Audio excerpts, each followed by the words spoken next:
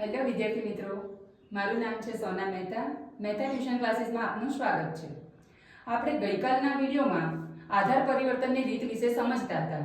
એમાં આપણે પહેલી રીત સમજી ગયા હતા કે અચલ આધારના સૂચકાંકનું પરંપરિત આધારના સૂચકાંકમાં પરિવર્તન. હવે આજે આપણે એની બીજી રીત સમજીશું. પરંપરિત આધારના સૂચકાંકનું અચલ આધારના સૂચકાંકમાં પરિવર્તન. મોસ્ટલી આ દાખલો 3 માર્ક્સમાં ડી વિભાગમાં પૂછાય જ છે, એટલે ધ્યાન રાખીશું.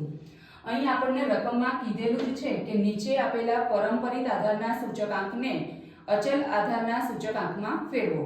એટલે કે વર્ષ અને સૂચકાંક બે વસ્તુ આપણને આપેલી જ છે, એના પરથી આપણે દાખલો ગણવાનો છે. તો અહીં આપ્યા છે વર્ષ અને બીજું આપ્યું છે સૂચકાંક. હવે એના માટે પહેલા આપણે સૂત્ર બનાવીશું. તો સૂત્ર છે અચલ આધારે સૂચકાંક બરાબર ચાલુ વર્ષનો પરંપરિત આધારે સૂચકાંક ગુણ્યા અગાઉના વર્ષનો અચલ આધારે સૂચકાંક ભાગ્યા 100. હવે વર્ષ આપ્યું છે 2015, સૂચકાંક આપ્યું છે 100. હવે અહીંયા સૂત્ર પ્રમાણે ચાલીએ તો ચાલુ વર્ષનો પરંપરિત આધારે સૂચકાંક એટલે કે જે આપ્યો છે 100 એ ગુણ્યા અગાઉના વર્ષનો અચલ આધારે સૂચકાંક. તો અગાઉના વર્ષનો અચલ આધારનો સૂચકાંક કયો લેવાનો? તો અચલ આધારે સૂચકાંક આપણે ફિક્સ જ છે કે અચલ આધારનો સૂચકાંક કે એટલે 100 જ લેવાનો હોય છે. એટલે ગુણ્યા 100 અને ભાગ્યા 100 બરાબર તમારો જવાબ મળશે 100. પછી આપ્યું છે બીજું વર્ષ 2016, જેમાં સૂચકાંક આપ્યો છે 120.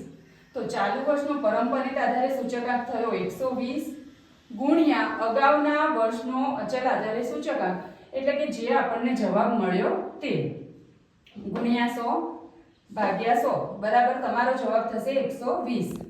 હવે આવ્યું 2017 નું વર્ષ એટલે કે ચાલુ વર્ષનો પરંપરિત આધારે સૂચકાંક 150 ગુણ્યા અગાઉનું વર્ષ એટલે આ અગાઉના વર્ષનો અચલ આધારે સૂચકાંક 120 ભાગ્યા 100 બરાબર 180 તમારો જવાબ મળ્યો. હવે આવ્યું 2018 નું વર્ષ. તો ચાલુ વર્ષનો પરંપરિત આધારે સૂચકાંક આપેલો છે 110 ગુણ્યા અગાઉના વર્ષનો અચલ આધારે સૂચકાંક છે 180 ભાગ્યા 100 એટલે તમારો જવાબ મળશે 198. અને હવે છે 2019 નું વર્ષ. તો એમાં તમારો ચાલુ વર્ષનો પરંપરિત આધારે સૂચકાંક છે 200 ગુણ્યા અગાઉના વર્ષનો અચલ આધારે સૂચકાંક એટલે 198 ભાગ્યા 100 બરાબર તમારો જવાબ આવશે 396.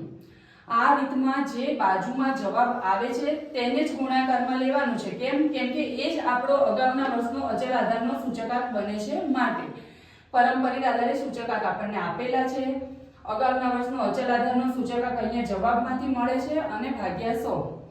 અને દર વખતે પહેલો જે અહીંયા રકમમાં તમને જે સૂચકાંક આપ્યો છે એ જ જવાબ બનશે. કેમ કે અગાઉના વર્ષનો અચલ આધારે સૂચકાંક તો ફિક્સ જ છે કે 100 લેવાનો છે.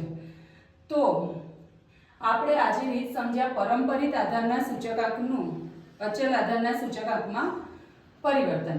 તો હવે આજે આપણે જે ભણ્યા અને કાલે જે ભણ્યા એનું રિવાઇઝ કરી લઈએ કે અચલ આધારના સૂચકાંકનું પરંપરિત આધારના સૂચકાંકમાં પરિવર્તન. તો એમાં આપણે સૂત્ર ફેરફાર થતો નથી. ચાલુ વર્ષનો અચલ આધાર સૂચકાંક છેદમાં અગાઉના વર્ષનો અચલ આધાર સૂચકાંક ગુણ્યા 100 એટલે કે P1 ભાગ્યા P0 ગુણ્યા 100 વાળું સૂત્ર જ ચાલે છે. અને એમાં બે વાત આપણે નોટ કરી હતી કે આધાર વર્ષનો ઉલ્લેખ કર્યો હોય ત્યારે પહેલા વર્ષનો અચલ આધારે સૂચકાંક જ તે વર્ષનો પરંપરિત આધારે સૂચકાંક બનશે. અને બીજી વસ્તુ કે આધાર વર્ષનો ઉલ્લેખ નથી કર્યો ત્યારે પહેલા વર્ષનો પરંપરિત આધારે સૂચકાંક 100 જ બનશે. બીજી રીત સમજ્યા પરંપરિત આધારના સૂચકાંકનું અચલ આધારના સૂચકાંકમાં પરિવર્તન, જેનું સૂત્ર સમજ્યા કે ચાલુ વર્ષનો પરંપરિત આધારે સૂચકાંક ગુણ્યા અગાઉના વર્ષનો અચલ આધારે સૂચકાંક ભાગ્યા 100. જેમાં જે જવાબ આવે છે એ જ બાજુમાં ગુણાકારમાં લેવાનો હોય છે. તો આ થઈ આપણી આજની રીત. આશા રાખું છું કે તમને બરાબર સમજાયું હશે. કંઈ પણ પ્રોબ્લેમ લાગે તો કમેન્ટ બોક્સમાં જરૂર જણાવજો. વિડીયોને લાઈક કરો, શેર કરો અને ચેનલને સબસ્ક્રાઇબ કરજો. મળીએ નેક્સ્ટ વિડીયોમાં.